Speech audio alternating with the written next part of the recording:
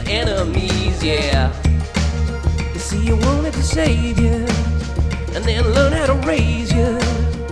But I forget you're from the wilderness.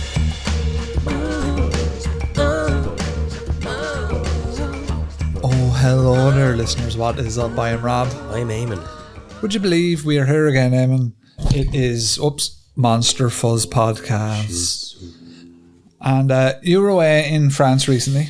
I was away in Grand Paris. Yeah. Is it Grand Paris or Gay Paris? I think it's Grand Paris. I thought it was Gay Paris. Pretty gay when I was there. Yeah, no, I think it's Gay Paris. Yeah, I don't know. It's Gran Canaria. Grand, I think it's Grand Paris. What's the French for gay? Oh, that's a good question, actually. Yeah, I don't. Homo. It'd be like because they were. Elle is homo. Yeah, don't know. Yeah, I'm sure I didn't meet any. I'm sure I probably did meet quite a lot of gay people. Yeah, just didn't probably. know they were gay. See any ghosts or anything? I didn't see any ghosts. No. Well, actually, I kind of did because my lovely wife, who's totally not a guy, we went to Disneyland together, and it was the start of the Halloween season.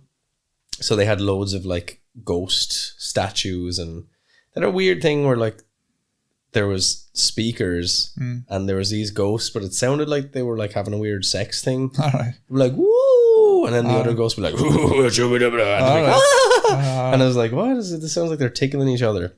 It's just because it's in French voices that it sounds romantic. I think it's probably what it is. Possibly, that's yeah. what's It could throwing be you that. off. It could be that. But no, we had a great time. And was there this inspired you obviously to write these notes? Is that what I'm saying? Yeah. So basically, I was curious about if there was lots of like ghoulish things about Paris. Now, obviously, every country's going to have its own little scary things. But funnily enough, France, when I was looking into it, doesn't have as much because they're sort of the birthplace of rationale and reasoning. Oh, yeah. Which is kind of funny. We got into it a little bit the Cartesian way. Yeah, that's interesting. And like why... So it does exist, obviously, but they're not as prone to it. They're more like... That's fascinating. Again, that's what these notes say. Whether that's true of the people or not, I couldn't be sure. People often ask me, one of the first things actually people... from if I'm talking to someone from Wexford that I know and they're like, what are you up to? I'm like, yeah, still tipping away at the podcast and all that. They'll ask, how have you not ran out of stuff to talk about? And I'm like, because there's things like this, and it's like the stuff that you just talked about, where it's like every single country has a full paranormal component with probably 1,000,001 ghost stories that no one's ever talked about in English. They have 1,000,001 cryptids that no one's ever talked about in English, as we discovered with the Chinese Bigfoot when we did it. We're here's China has a whole ass Bigfoot and all the folklore associated with that. And that's even all, like you just said, folklore there, but like before you get into folklore, you have the scary stories, and then and the fact that we just talk so much nonsense on the podcast, that helps. That like certainly helps. 50% facts, 50% nonsense. So yeah, we've got a lot today for you. If you want to support the pod, which we would recommend, we do like a bit of support, you know, head on over and check out our Patreon. You get an exclusive episode once per month. You get ad-free episodes. You also get access to our Discord where you can hang out and chat shite with us. Currently, I'm chatting to people about Magic the Gathering. Nice. You're a big fan. I see a few boxes there on the ground. I was building decks. Building decks. Yeah, building decks. Yeah. Custom decks, you know. Sure. Listen, Final Fantasy is coming soon, man. Less of the shit talk, you know. It's going to be a special moment. It'll look class, yeah. That's I assume that's, speaking of Final Fantasy, that's similar to the Royal Blood or whatever. Is that the... Yeah. Is it called Royal Blood? It is. That's a band. Royal Blood's the band. I was thinking that. So one of our listeners, Jared, was asking me about pretty cool decks, so I was helping him out. But yeah, you can jump on over, check out the Discord, all of that stuff. You can pay yearly if you like, and you'll get your 2 months for free, so you don't have that monthly subscription coming out, which can be annoying to some people, much like Disney Plus, which I keep... If I wasn't paying the bear, I'd be gone. I'm still watching the bear, so Disney Plus keeps getting me every month. Yar har har. I don't know, sure. No. If everyone was doing yar har har, there'd be no bear. We'd be watching fucking each other scratch their arses. Yeah, but they're not. And yeah, actually check out our socials, folks. If you're watching on YouTube, leave a like, comment, subscribe, hit that bell notification, all that stuff. And yeah, check out our socials. We're on TikTok, we're on Instagram, we're on X. Are we on X? We're on X. We've been on X, man, all this time. We're on X. So yeah, head on over. We'd love to hear from you. Had a lovely tweet there recently, Eamon, from I think her name was Cat Lady, and she said that she had just found a podcast and she was really enjoying it. And I was like, "It's good, yeah." There you go. Well, I hope you're enjoying it, Cat Lady. Yeah. Hope your cats are well. Yeah. And I hope you've had a nice visit to France at some point. Have you ever been to France? No, actually, it's one of the France. Yeah, I do want to go. Absolutely. I did maybe at one point in time have a romantic idea of maybe perhaps living in France for some reason. I don't know why. It's probably because I listened to too much Parisian walkways or something. And yeah, it never really jumped out to me, France. Yeah, it's a nice spot. Living wise and stuff probably wouldn't be for me. But that's nothing again. The people were quite nice. You always hear like bad stuff about Parisians, but they were very friendly. They were fun and friendly. I think Irish in a lot of European countries, I don't think we mesh well personality wise. I think we do, but I think their sensibilities and our fucking way don't really mesh very well. Well, I'd say we're just like these two rare animals, because we'd be coming up and we'd be like I know the Dutch, like I don't think Irish people are very compatible with the Dutch. Yeah. Well, there's someone I knew that used to just say all Dutch people were bipolar. Like their moods are very mercurial. That was I don't know enough Dutch people to make that opinion. And Jarbin's why I love him. While I do love them, a lot of the time our sort of way and their way is very different. We're like, I think we're sort of with the breeze, with the wind. Ireland is we're a very strange island nation. Like, and I mean, what I mean when I say this, by the way, is like we're the weird ones probably. Yeah, Irish people are weird. Like, because they're all like Irish people so friendly and blah blah blah. I wonder how many times they think the Irish lads are being friendly when we're actually covertly taking the piss out of them. Well, there's a big component to that. There's a lot of people in Ireland, and it is a tightrope that you have to walk, where people don't know the difference between being abused by someone in a sort of a jerry way and also then just poking fun and having their crack. There's a very I think other cultures find it difficult to catch the banter, because the banter is like a lot of European people will miss that, where it's like they say something highly offensive, whereas an Irish person can. But there's Irish people who miss that too, though. There's Irish people who cut to the bone and they don't realise they're doing it, or it's in the name of banter, but it's obviously they just rude. Get away with being mean because they say it's banter. So it goes both ways. But anyway, that's besides the point. Eamon, if they've got a ghost story, maybe they've been in Paris. What's the crack? Have you been abused by the cutting tongue of an Irishman? monsterfuzzpodcast@gmail.com.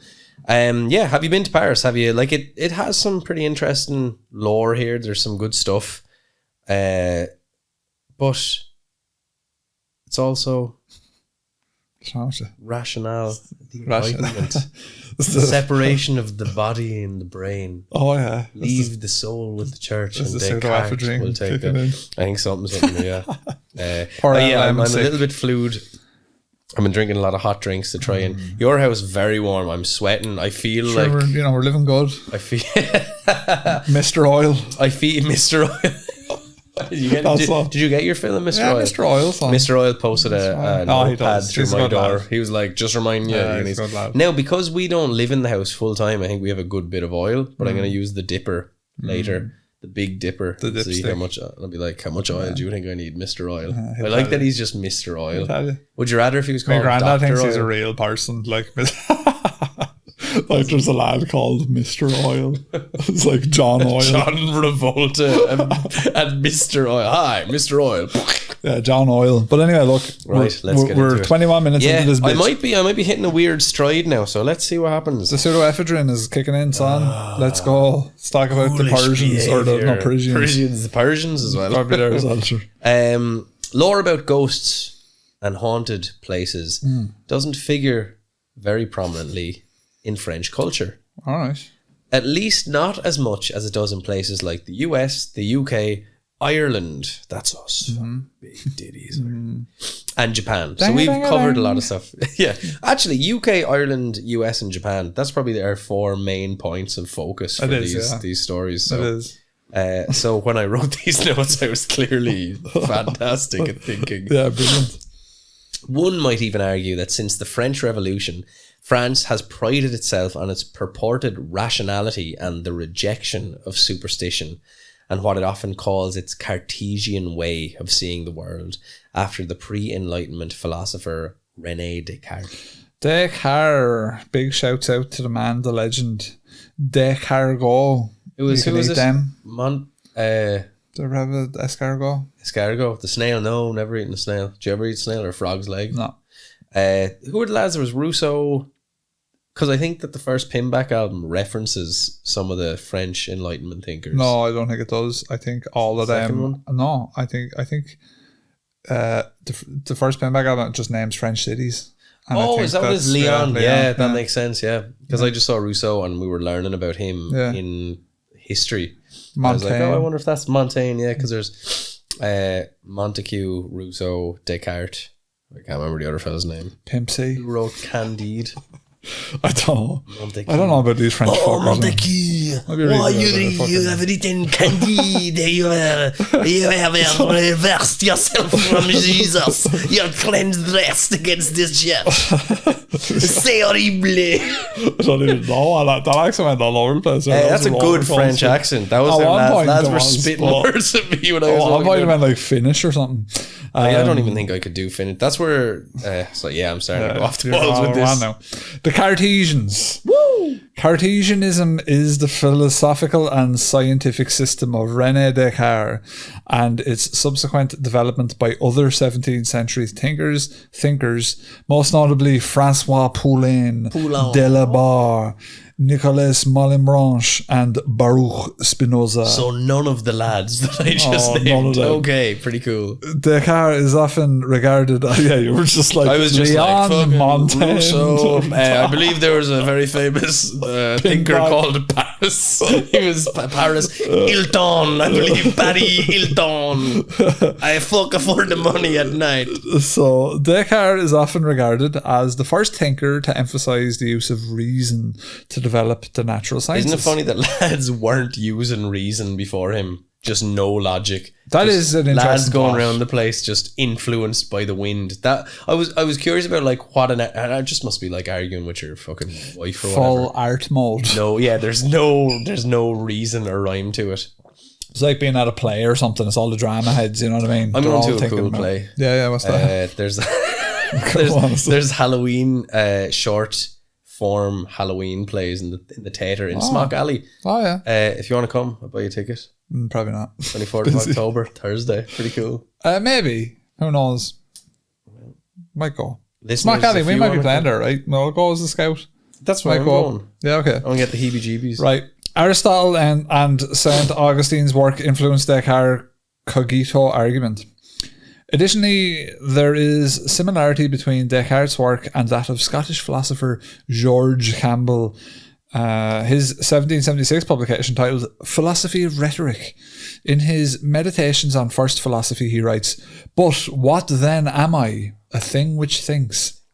What is a thing which thinks? It is a thing which doubts, understands, conceives, affirms, denies, wills, refutes, which is also imagines and feels."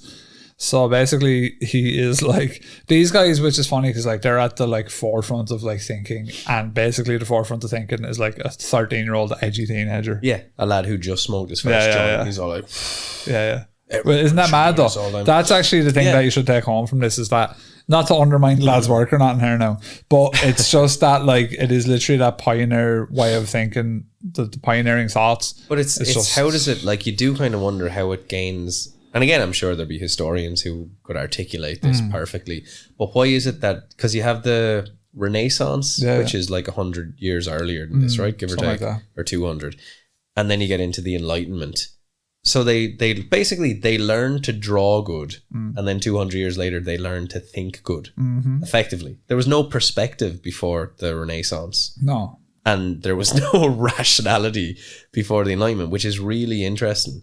Because then you have a few hundred years later, you get the likes of Camus, which is built upon, I suppose, this initial set of kind of philosophical reasoning, which is really, I don't know. And I think, therefore, I am like, oh, that's like what, I don't know. It's very interesting that these thoughts maybe it's just that people didn't have time to think these things because they were too busy not dying. Basically. Because absolutism isn't even too much. Yeah. Civilization, we've said it before, like kind of allows for these thoughts, I think, like having a sort of and now we're just, society. thankfully, Facebook and Instagram, we don't think anymore. No.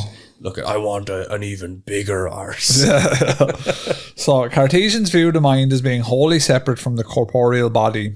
Sensation and the perception of reality are thought to be the source of untruth and illusions, with the only reliable truth to be had in the existence of a metaphysical mind. So do you remember when we were talking to Brother Richard? Yeah. And we talked about how in sort of ancient tribes they didn't differentiate between folklore and reality, and so this is kind of where we started to unlearn that and separate the physical from the metaphysical.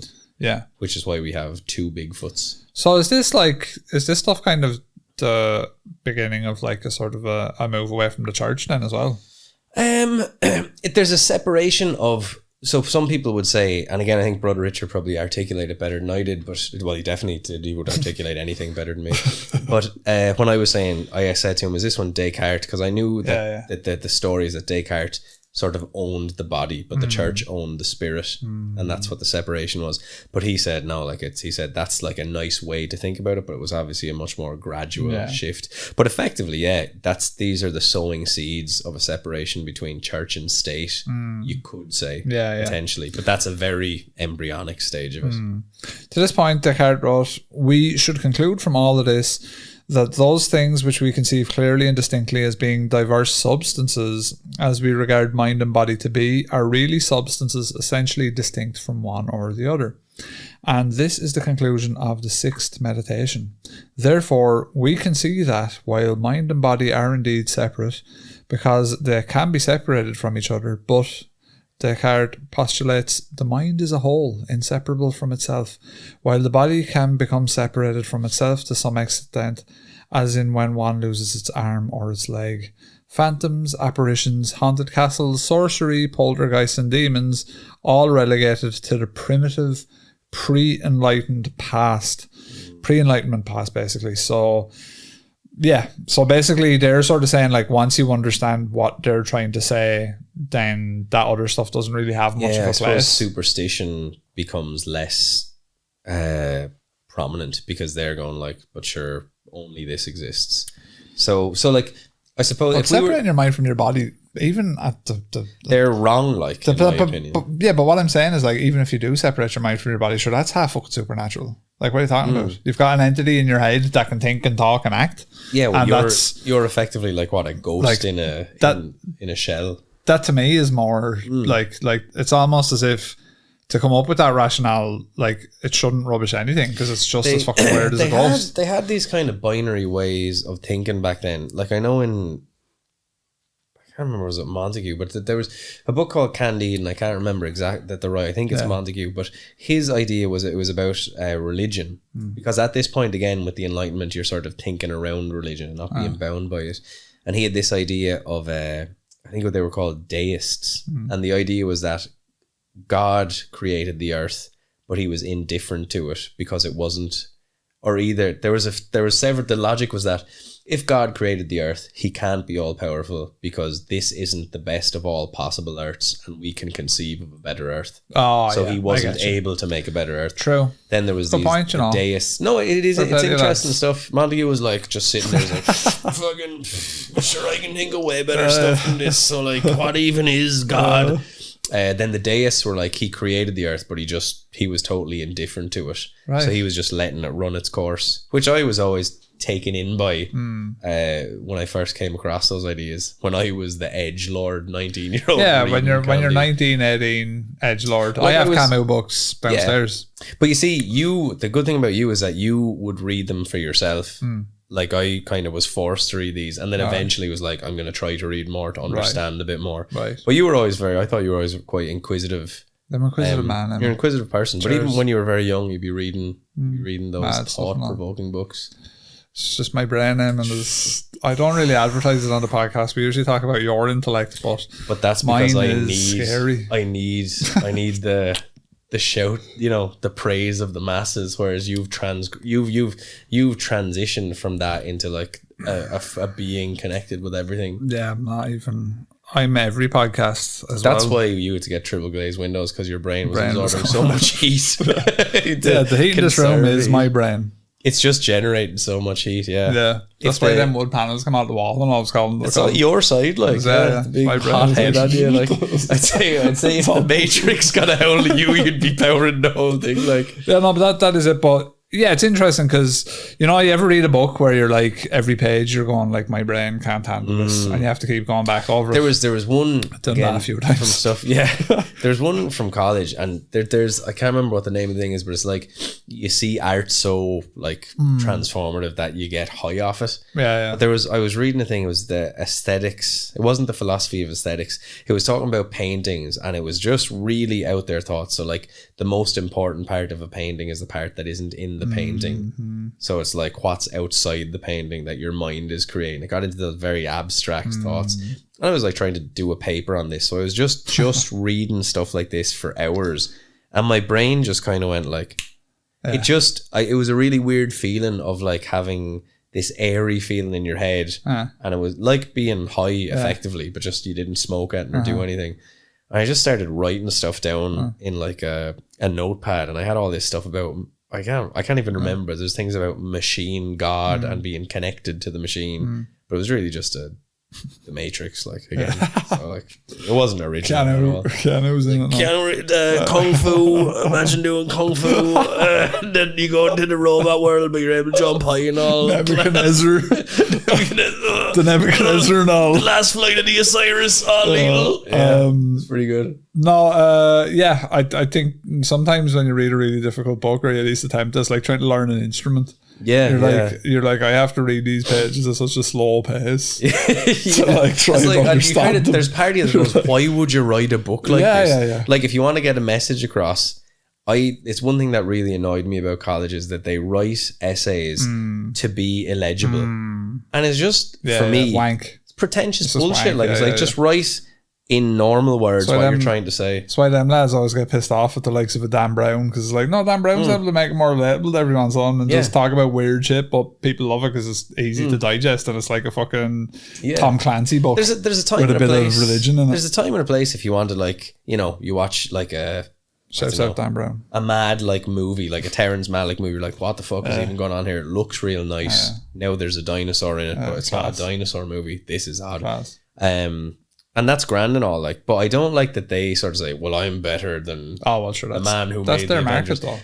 But again, that's just this really fucking puny brained way of thinking. It's like, I'm better because I like something that I think is better, but it's all relative. Nothing's better. There is no right or wrong. No. But I think it's a really shitty way of thinking about yourself and other people. It is, fuck all them bitches. So we're on to a ghost story, Eamon. Amidst all of this non-enlightenment or enlightenment, we're hitting the post-enlightenment now. We're fucking like, whoa. So these stories are pre-enlightenment or post? They're set back. So there's a bit of a mix. Okay. There's some of them as well, which is just strange places in the 19th century when everyone's doing seances and stuff like that. Class. So there's a bit of a mix. It was just to illustrate the massively developed brains of the French. So this is the murdered monks. The 12th century Abbé de Mortemer, located in Normandy, about 30 kilometers southeast of Rouen, is reputed to be one of the most haunted places in the country of France. Originally one of the largest Cistercian monasteries in the world, Mortimer has a semi-creepy origin story. The monks who built the abbey had to first dry and reclaim the marshy lands on which they planned to place the foundations. In a likely spot that would have been putrid, they would have referred to it as Le Mortemar, the dead pond, giving the abbey its name. So that's like, well, I know it was Spanish lads in Resident Evil 4. Maybe we need to fight the French next in the next Resident Evil 9. Attack the French. Attack the Louvre. Literally, yeah. So it was massively underfunded, and it never thrived in the way it was meant to. By the time of the French Revolution, it had already fallen into significant disrepair. But a small community of monks Some say that they were actually half mad. So a dilapidated castle of mental monks. On a bog. Which sounds like a good place for a horror movie. It sounds pretty class. Yeah, pretty good. Leon Kennedy arrives. Still, they lived there and they tended to the abbey. In 1790, it was stormed by revolutionaries determined to attack religious institutions. So this is like storming the Bastille, beheading the king and queen, and then deciding, fuck it, we'll give the old monks a bit of a hiding as well. Let them eat cake. I thought that was sound of her. They were like, there's no bread left. And she was like, gatto? Which gattux, I believe, is a... gattux. Give the boys Black Forest gattux there, will you? Gattux. According to several accounts, they murdered 4 monks who continued to reside there, dragging them to the cellars and carrying out nefarious deeds. The monks' blood and overturned jugs of wine are said to have intermingled on the cold cellar floors, flowing freely on the stone cold Steve Austin cold concrete. Stone Steve Austin. Since then, there's been many rumours of ghostly monks haunting the skeletal rooms of the abbey. There's even an account of a benevolent robed monk who emerges from the forest surrounding the abbey during World War II and saves an English paratrooper from an enemy attack by ushering him into a hideout. So he was outside the Maginot Line. Oh, yeah. You know? Maginot, that's a pun I've used before. That's very I'll good. I'll use it again. That's very good. So we're on to Dame Blanche. Another ghostly presence that has reportedly spooked former residents and visitors is the abbey. In the abbey is a white-clad woman who stalks the grounds, moaning and making other strange noises. Strumming herself. Oh, is that Midsummer? Strumming herself. Imagine just seeing a ghost that is just like, you're just going around, there's just a ghost going at itself. You're like... That scene in Midsummer is still with me, like pushing the arse. No, when they're all screaming together. They're grabbing their ditties and strumming themselves. Yeah. It's such a weird fucking... It's a weird movie. Yeah, I like it. I thought it was a good movie as well. I like it because it's weird. Yeah. You know? I like it because I felt that I wouldn't watch just a regular horror movie. I couldn't watch something about some sort of brainless creature decimating people now. No. After she died, hang on. No. Local lore maintains. Yeah. There was local lore that maintained that it's a spirit of the Empress Matilda of England, who was allegedly forced by her father, King Henry I, to remain confined at the abbey for 5 years. After she died in nearby Rouen, she returned to the abbey. She returned to the abbey to roam it for eternity, emerging on moonlit nights to drift among the ruins. Why she would do so is unclear, since she was in fact buried in a chapel at Rouen Cathedral. Sure, like who's to know the machinations of ghosts? No one knows. I mean, you can't. So I'd look at my notes there and I'd be critical of them. Absolutely. Now, still, locals say that if you witness the white-clad spectre of Matilda wearing black gloves, you'll die within a year. Oh, the dream. But if she wears the white gloves, luck may just be yours. The French, though, at the same time, we're talking about them being all like, sort of straight-laced and that. I don't believe in ghouls. No spooky. But like the... I always thought France had a spooky vibe. Yeah, but and like, the, what's it called? Fucking... absinthe and all that, and the fucking spirits and all that. Was that the French or was that absinthe is French, isn't it? Oh, I thought that was a drink from Prague. I thought it was like they're all the same. No, but I thought it was Parisian absinthe. Was the possibly whole... yeah. Maybe it's just because the Van Gogh connection popularized it in Prague. Would that be Van Gogh? In Europe, they all drink absinthe, I think. Yeah, absinthe is like. I think in France, it's fairly tied into the culture there. Yeah, I might be wrong. I thought that France. I know they're talking about rationalization here, and I could be getting it totally wrong, but I thought France was a big proponent of the seances and all that. But when I didn't really find anything about it when I was doing the notes. Yeah, because in the early 20th century, then again, maybe just because they got destroyed in the war, they didn't have time to be talking to ghouls. That possibly could have been it. Yeah, they had a fairly bad time. Because you're going like 14 to 18, and then 39 to 45. No, it's strange. There's an exorcism account here, Emma? There is. According to several accounts, the abbey and its adjoining 18th century mansion struck terror in the hearts of several owners over the years, including a wealthy Parisian family called the Dadouz, who performed exorcisms there in 1921 after they had terrifying experiences there. One room in particular, above the former rectory, simply called the Pink Room, was allegedly haunted by both processions of ghostly monks, we talked about the boys before, and unnamed demonic presences, so much so that the owners soon refused to set foot in that room. So that's where they were doing the exorcisms and trying to exorcise the demons. Despite having the grounds exorcised, the story goes that the nighttime terrors persisted and the family left. And allegedly it was just idle for 10 years because no one wanted to buy it because they heard tales of the terror.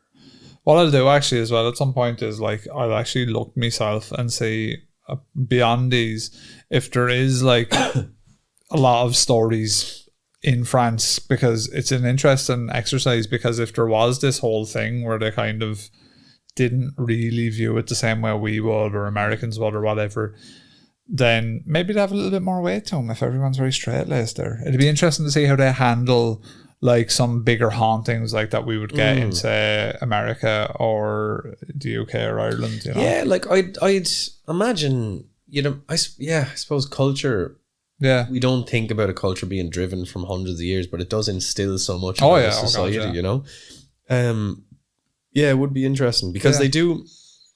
The next thing we're looking at here is there's a place called the Cabaret de l'Enfer, and this isn't so much ghoulish. This is more. Do you know the Hellfire Club? Yeah. Did we ever do an episode in Hellfire Club? You did a video. It's on Patreon. I did it with group, but we never actually did a proper. No, we never did an episode. So there's something in like the late 19th and earlier 20th centuries where there seems to be a transgressive thing where people are sort of, I guess, taken on, not Satanism exactly, but there's like a how mad am I kind of a thing. So there's a few places here that they're not necessarily haunted, but they paint kind of an interesting bohemian mad lad picture of Paris. Right, okay. So the Cabaret de l'Enfer, it's the cabaret of hell, and it was one of the most famous themed nightclubs in Paris during the 19th and 20th centuries. And if you look at the picture, that's the door to it with the devil's mouth. So it's a real place. And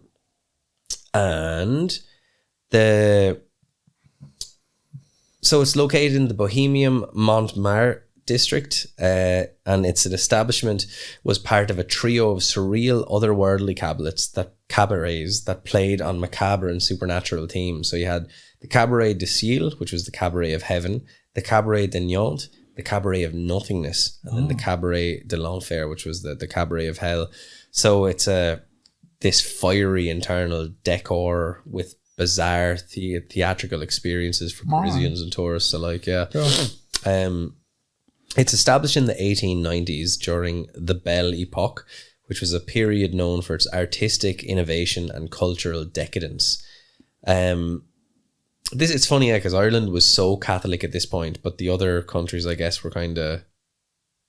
I feel like Italy wouldn't have done shit like this, but France, because there's such an artistic side to France. I don't even know if because the arts. France had a lot of like those thinkers, like the writers and stuff like that. But I wonder, because a lot of the art from Italy was tied to the church. Does that have a cultural significance there? Because Italy still is quite religious. Oh yeah, and obviously the Vatican being there fucking helps. Well, imagine if you painted good religious depictions of religious iconography and imagery, then you would probably be closer to God in the eyes of the even church. Though the Pope was off doing massively un-Catholic things at the time. But sure, they didn't know that, you know what I mean? Like, no, for sure. And so I'd say that's probably part of it. It's funny, because I always thought that like France was this kind of like, you know, there's an idea, you know, someone drinking a coffee with a beret, that artistic kind of snobbery.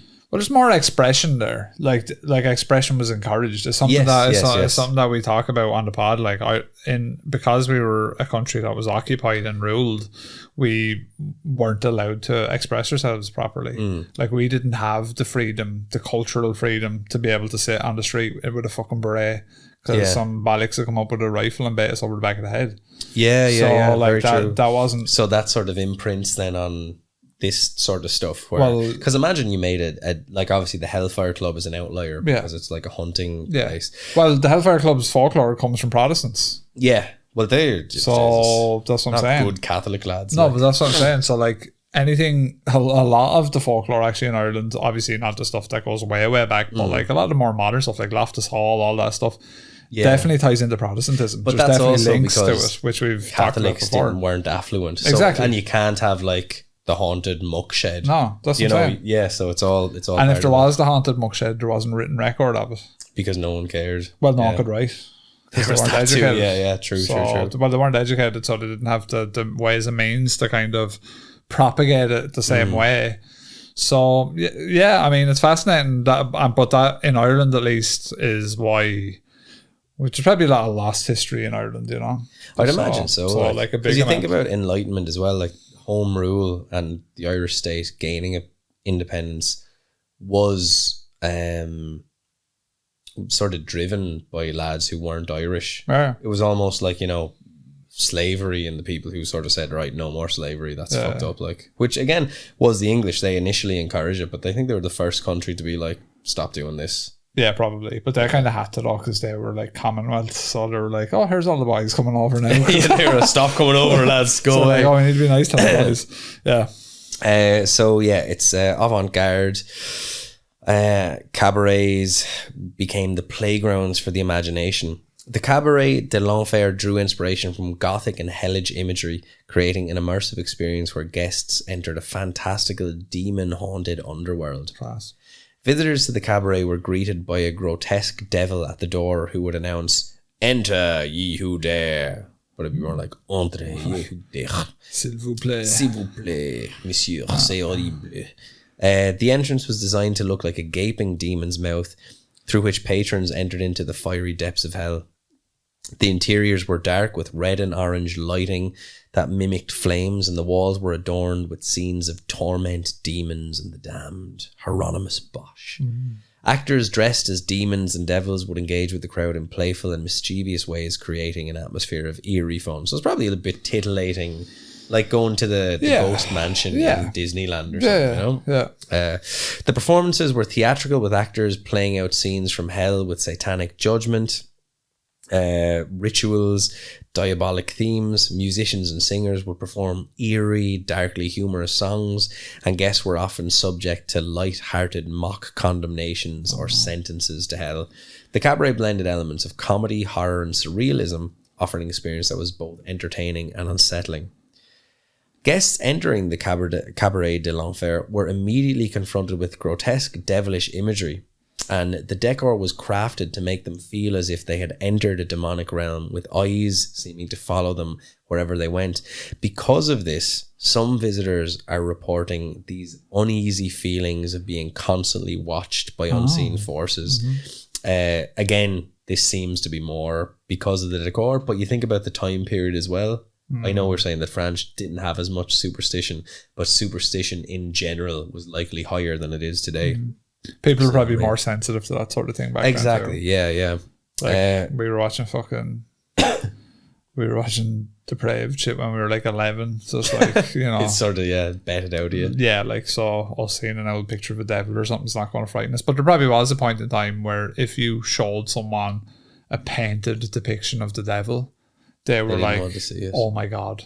Yeah, this is too much. Yeah, like they would have like, oh, the imagery, I can't imagine. Yeah, that's true, because none of the Catholic books have like that big red, like it's standing on snakes or whatever, and we know snakes are venomous, and there's a logic there, but there's never like this big like bodybuilder red lad with a horny bodybuilder red lad. Put it this way, if you like painted, like, let's say in, I don't know, let's say the 1500s, 1600s, you paint a fucking mad bastard looking demon like in a really vivid and realistic lifelike way, and you told the town that you were in, you were like, this is haunted by fucking some mad demon bastard Beelzebub or something, they would probably believe it. You get the heebie-jeebies. Yeah, because like they don't know any different. They're like, oh yeah, class. Yeah, I suppose there's a demon in there, is it? Yeah, and then there's still places where they would be quite, you know, and maybe more. Yeah, and superstitious places like, well, you see in that. some places in like Africa and things, like they're really superstitious. You know what I mean? Yeah. Still, where they're like nailing Johnnies onto the headboard of the bed and all the stuff. That's right, yeah, weren't they? When they were given condoms, they would just use them as like talismans to stop. Like a dream catcher. Like, that's pretty cool. No, it's not meant to catch you. It's meant to catch your dreams of the future. Yeah, no, they were nailing condoms to the headboard. Yeah. And that's true. Like, I'm not even saying that trying to be funny. Buddy said that who went out to Africa. Yeah, they gave people contraceptives. To stop AIDS, yeah. But they didn't know. And that's what we want to go back to. That we don't want to separate the spirit from the mind. We wanted... Maybe out of those condoms that were nailed to bed, what was the rate of success? That's what we need to figure out. You never know, man. It's worth the shots, you know? Yeah, I mean, might get more. Condoms are expensive. It both ways, yeah. Wear the condom, but also nail one to the board of the bed. Expensive. Never use the one you've nailed to the board of the bed. That could be a problem. Just leave it up there, though. It's, you know, might do something. You could make some pretty cool stuff with condoms because you get like cool condoms now. It's like... Do you? Just one's filled with jam and all. The Ravager. Like, whatever. You get like... Marmalade flavored condoms, Nutella condoms and all. That'd be class. Nutella condoms. I'd probably like just put one in the ribbed for my pleasure. Flavor condoms, like what's that? So the blow, like everybody gonna have like an absolutely miserable fucking blowjob with a condom on. Is that what's supposed to be happening? Yeah, maybe it's like if you gonna. Why are they even trying to encourage that? Like, why? Like, what? Like, well, I suppose ultimately, I'm more annoyed at that. I'm like, why, Jordex? Why are you trying to tell me that not only do I have to wear this shit in the bed, now you want me to have it on when I'm getting a you know what I mean? The thing is, if you do get an orally based STI, it's way more embarrassing than having a fiery fanny. Do you know what I mean? Because like it's visible. Yeah, but sure, just don't get one. Like, just be clever, you know. Have your wits about you. Yeah. Just know how to move, like, do you know what I mean? Know what you're doing, know how to move. There's a way to ride that you can avoid all the STDs. It's just if you have the right hip rotation, you can avoid them all, I'm pretty sure. I was just being like, why is there just such a big market for that flavour Johnny's? Like, what's that about? That's actually weird to me. I'd say is it probably is it younger people who are experimenting? Zoomers are putting them on their vapes and all. So they're doing all mad tricks. Because the only other way you'd do is like you'd have sex with a flavoured condom. Yeah, and you go down on someone to see if you can taste it. Like, what would that? That's like I remember years ago. It was like a long time ago. Yeah.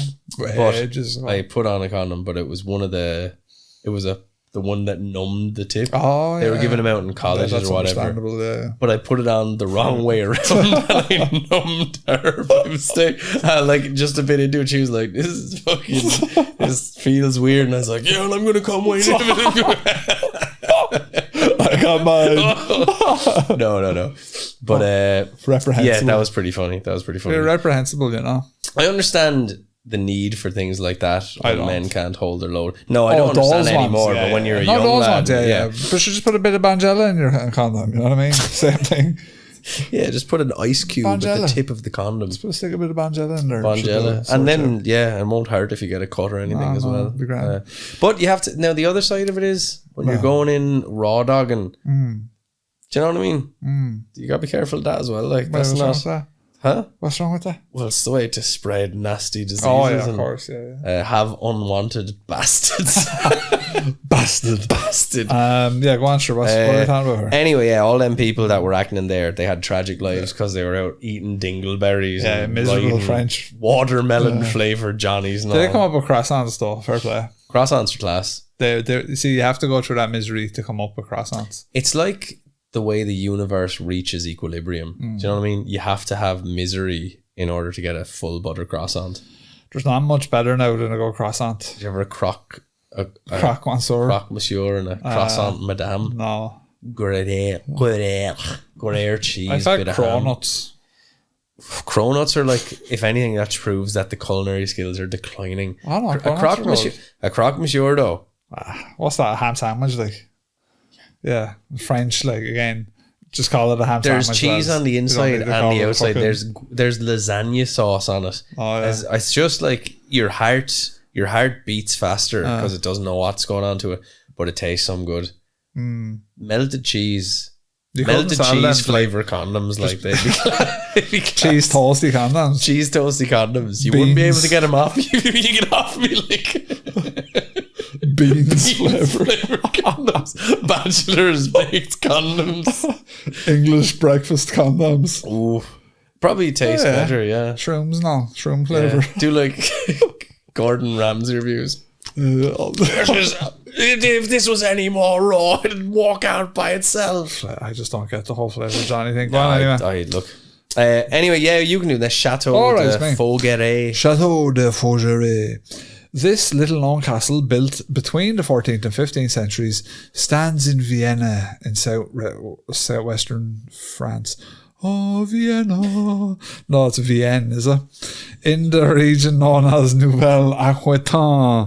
Looming atop a high cliff and overlooking a steep valley, it has all the proper attributes of a haunted house, although its landscaping is a bit too tidy for the ghosts to hide in. No. Uninhabited for about 50 years following the world. What? The family purchased the chateau in 2009. Since then, they claim they've had numerous paranormal encounters with what they say is a family of ghosts. They've been interviewed by several French press outlets in the past years. Okay, so this is recent. Recounting stories of chairs that move on their own, smells of food and sounds of a family having lunch in the living room. Croque-Monsieur soars by on deck. When I suck his dick, I get the feeling in the taste of strawberries. A woman in a red dress who appeared twice near the chimney. Class. And numerous twice others. Near the chimney. Never again. The owners, Francois Joseph and Veronique Geoffrey, reportedly hired several mediums in hopes of gaining answers for their strange sensations, apparitions and sounds they and other members experienced in the house. A medium named Lexan Moreau told French newspapers Sud Oust that she had made contact several times with spirits in the house. I admit that I've never known a place with so many entities, at least 12 or so in the chateau and many more in the park. In the same 2012 interview, she claims to have held a long conversation with a certain Alice who died at 22 in the house during the 20s. In other instances, she said she observed faces in the windows, vague figures floating by, and unexplained loud noises. No. Juan Lexa Bay. Right then. Lexa Maro. Favorite French things? Croissant. Yeah. Baguette. Yeah. Pain du chocolat. Okay.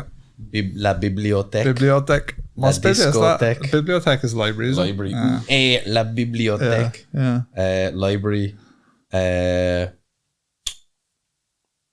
George Rush, Saint Pierre. He's French, technically. Or sorry, French Canadian. Yeah.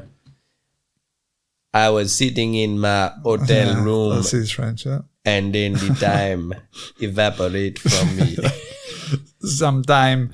He's a cool dude. I was hit in the head many times and now the aliens take me. I like guillotines. Guillotines are pretty cool.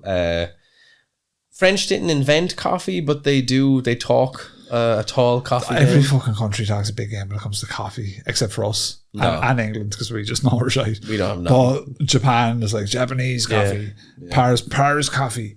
You go to fucking Ethiopian coffee. Yeah. Everywhere is like, the coffee's class. Like, it's just coffee. That's fuck off.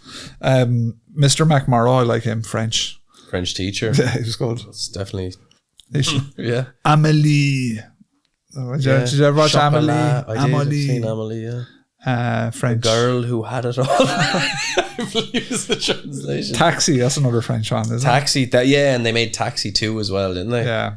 Drive Fast. Mr. McMurrow made us watch that. Shark Under Paris, or it's called Under Paris. Cool shark movie. I like Netflix. the Catacombs.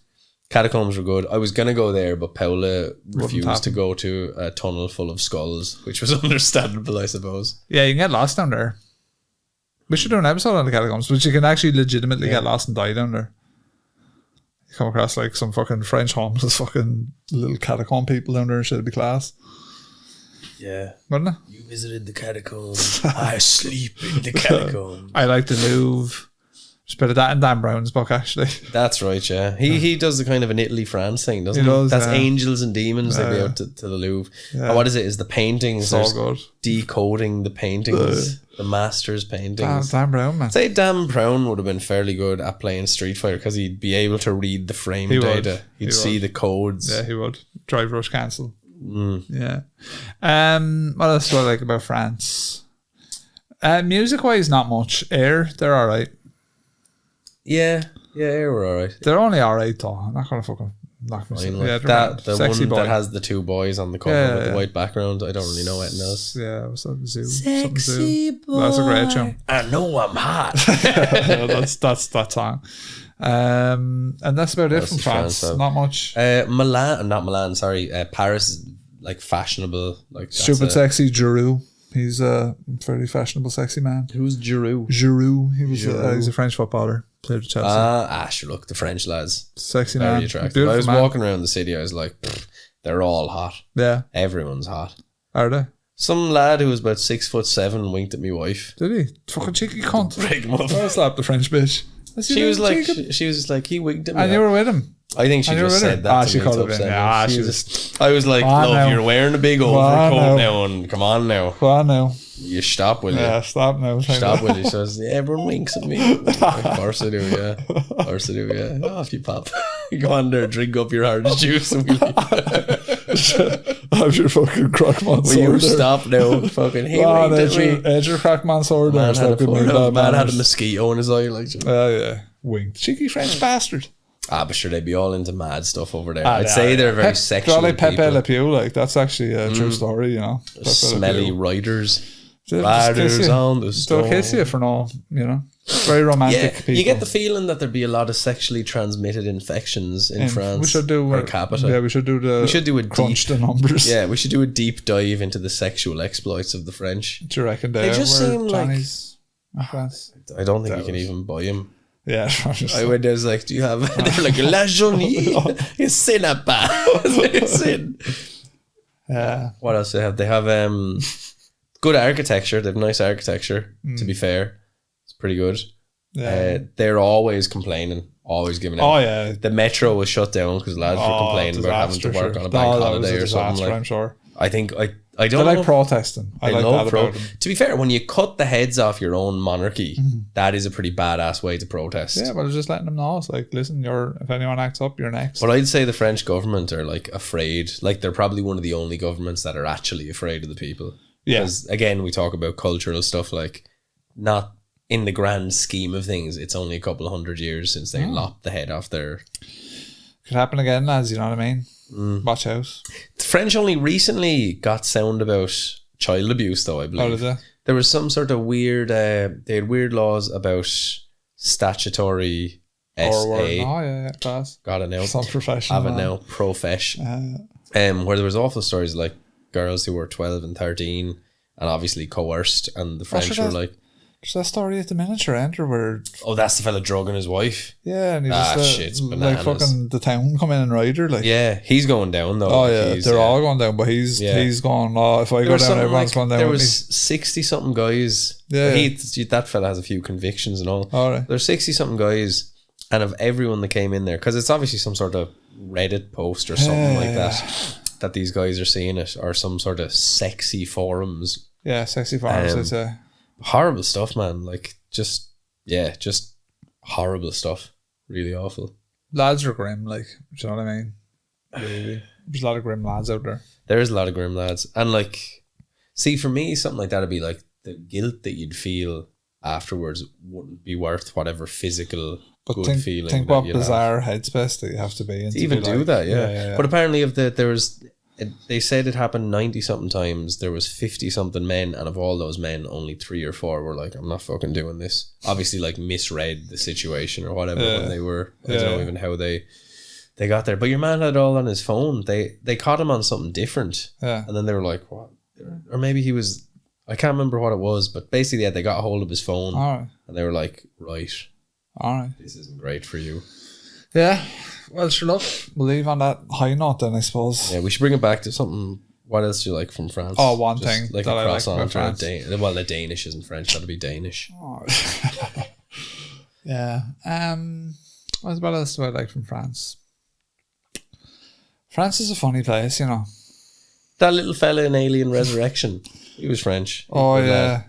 Oh, wasn't Amelie and all that fella, he did Alien, one of the aliens, the guy who did Amelie. Alien Resurrection was a French guy. Yeah, it was. Jeez, I tell you, he changed his tune. I think it was him. Do you know that Joss Whedon that. of Buffy fame wrote Alien Resurrection? Everyone did something with Alien Resurrection and Alien 3. There was like everyone was involved in that. Yeah, that's right. If you just told me someone was involved. And he did like a black and white version of Alien 3 as well, didn't he? Yeah. There you go. We brought that back now to pop culture. Ended on a high note. Alien Resurrection, the best of all Alien movies. Yeah, so shortly, I suppose, what I'll ask you now is, are you putting out a Reedy episode this year for Halloween? Yeah, I have it partially written. Right. I just need another couple of hours to put it together, and then I'll record it like at 5 2 of the time. So guess what, bitches? You're getting 7 fucking episodes the week of Halloween. Woo! Yeah, that's why I'm doing it. I'm recording one tomorrow. That's going to be like a guesty kind of chatty one. That's just me and a guesty chatty one. Like, we're kind of both putting it on our feed, so it's whatever. Yeah. Then you'll have that. Then I'll try and get another guest, and then we have Tim and Fuzzy Familiars, and we'll maybe try and get Anna in then as well, your sister.